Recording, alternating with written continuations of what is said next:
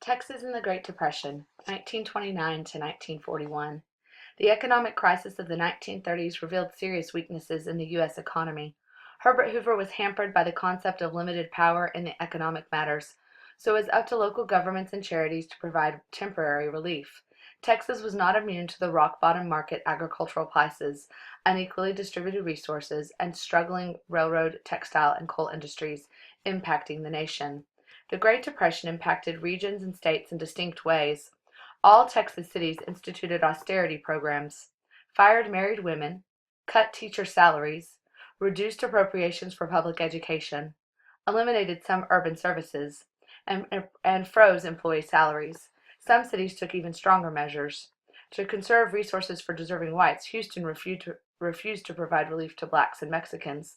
By 1932, most of Texas civic leaders warned that they could not continue relief efforts. In the midst of the economic downturn, Texas found itself in a unique situation. The East Texas oil boom occurred in the early years of the Great Depression, offering some relief to the poorest parts of the state through an explosion of jobs and a sudden increase in land prices. The Railroad Commission, authorized to establish maximum amounts of oil that could be pumped, did not act fast enough to prevent major oil companies from controlling the refineries in the states.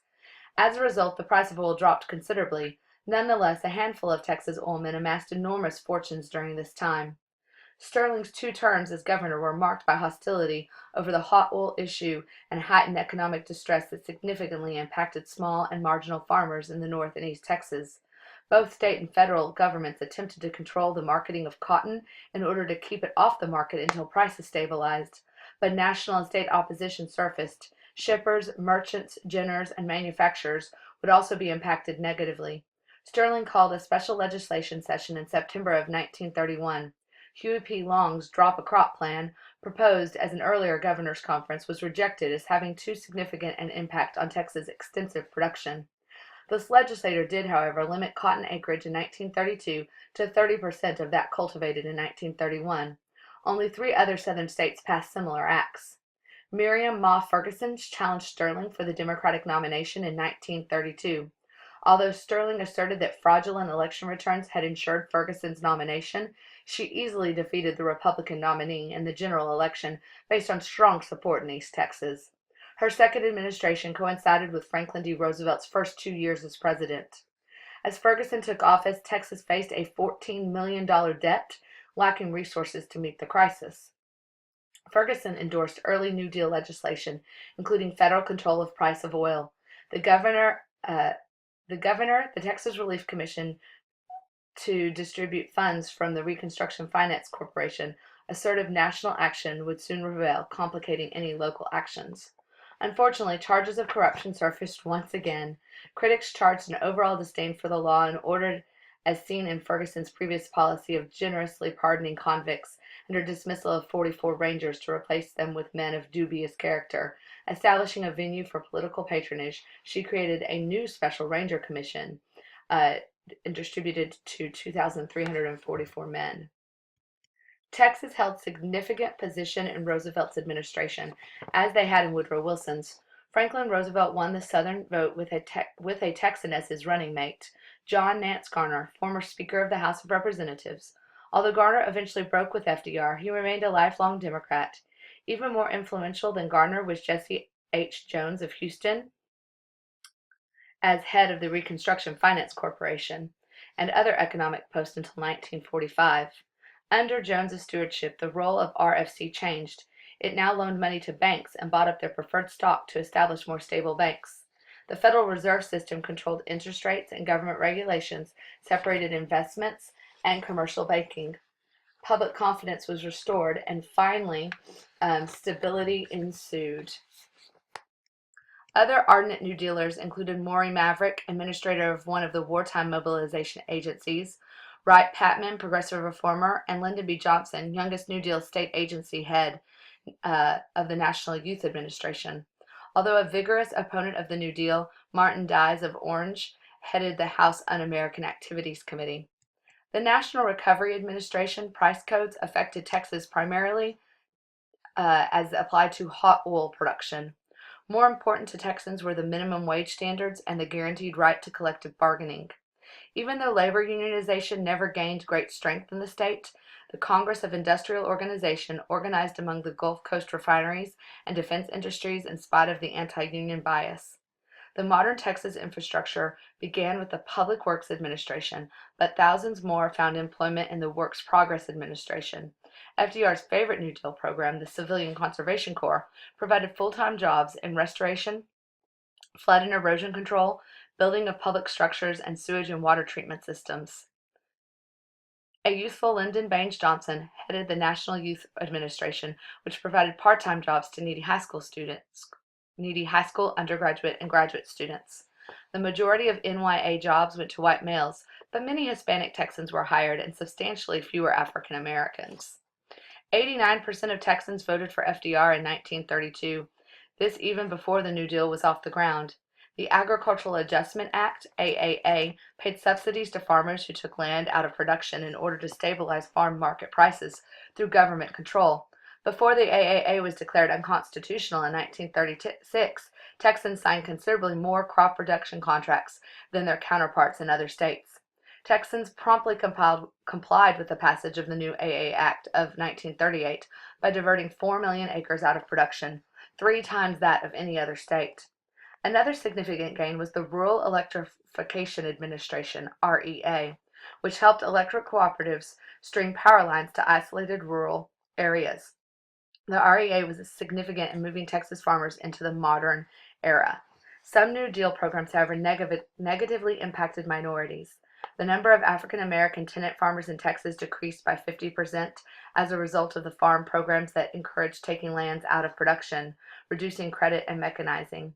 However, the number of black agricultural laborers rose by 25,000, and some 20,000 African Americans left the state in search of better job opportunities. Unfortunately, local relief agencies placed blacks only in unskilled jobs, and the Federal Housing Authority guaranteed loans only in segregated areas for blacks. However, growing political awareness was taking hold. Black leaders, led by Dallas and Houston chapters of the NAACP, decided to challenge Texas' all-white primary law. In 1944, the Supreme Court ruled that the white primary was unconstitutional in Smith versus Allwright. Although the economic downturn checked the flow of immigration, New Deal programs were withheld from those who could not prove their American citizenship. Texas Mexicans also gained a political voice with the founding of the League of the United Latin American Citizens, or LULAC, in 1929. The first legal challenge to segregation of Mexican American school district children came in 1930 with the LULAC-sponsored Del Rio Independent School District versus Salvaterra. Even though this court ruled that school authorities could not segregate students simply because they were Mexican American, the school district countered that the language barrier justified the separation.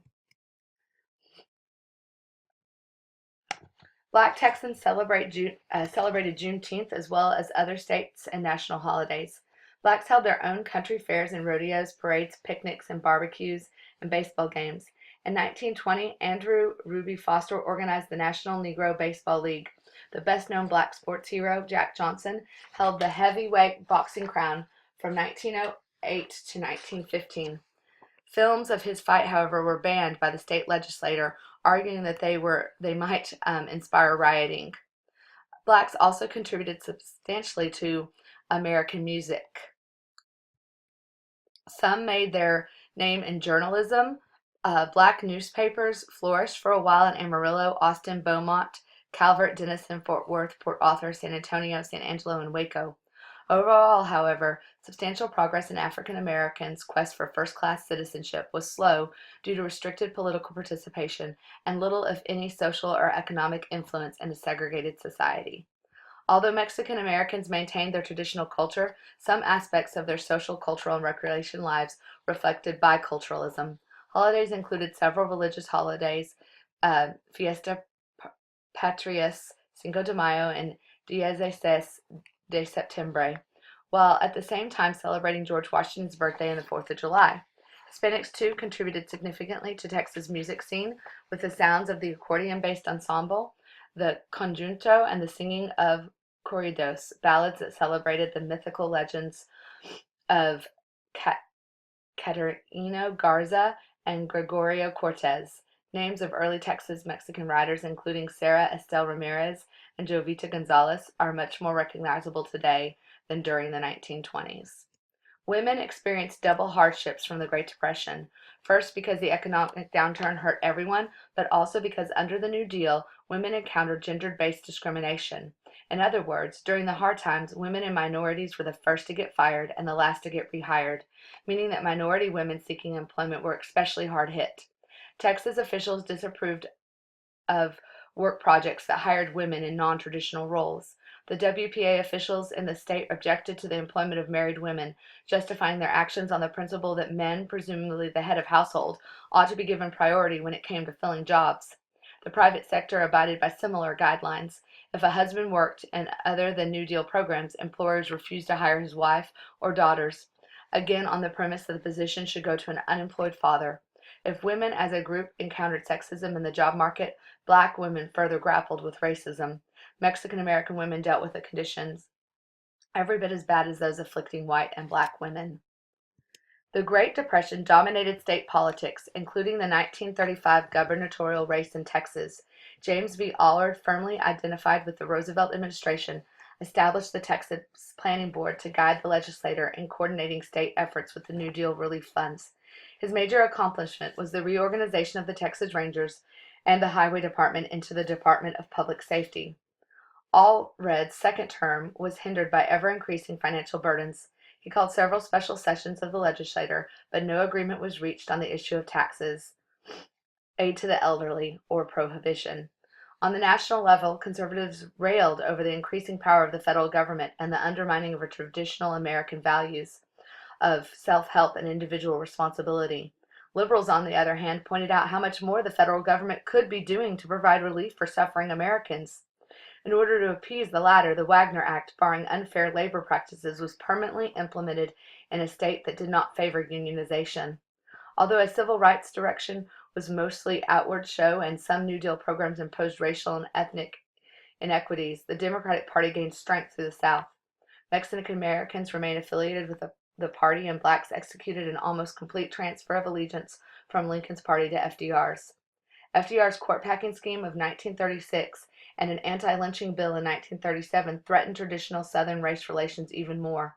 The growing power of Congress of Industrial Organizations and more pump priming due to the recession of 1937 also added to conservative discontent. Maury Maverick, FDR's strongest advocate in the state, was defeated at the polls, reflecting the changing attitudes as conservatives won control of the state and national government. FDR's progressive social legislation came to a stalemate in the late 1930s. Confusion reigned during the gubernatorial campaign of 1938. 13 candidates sought the seat, but W. Lee "Pappy" O'Daniel, known around the state for his radio show featuring O'Daniel and the Light Crust Doughboys, a hillbilly band, won the race. Eventually, O'Daniel's platform included abolition of the poll tax, opposition to capital punishment, state assistance for all elderly persons, and a promise of no sales tax. Once in office, his accomplishments were minimal. The legislature did not address the long-term problem of sorely needed new sources of state revenue, but eventually compromised on the Morris Omnibus tax bill, which increased taxes on the gross receipts of some businesses as well as on oil, gas, and tobacco. O'Daniel's anti-union stance coincided with an upsurge in conservatism.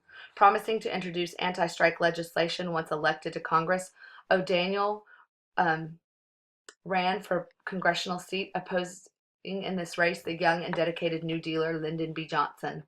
Johnson believed that his defeat by little more than 1,000 votes in this election was the result of illicit returns. O'Daniel served one regular Senate term, during which he managed to have a worse record than as governor.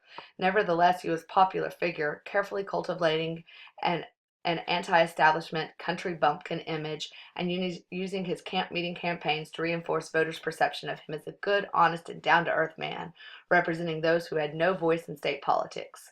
He also capitalized on the conservative discontent with organized labor and the New Deal, symbolizing the end of the New Deal in Texas. Although rural societies rarely produced many writers or other artists of renown, some of the earliest monographs written in Texas were actually personal experiences of the early settlers. George Pierce Garrison taught the first course in Texas history in 1897, and organized the Texas State Historical Association.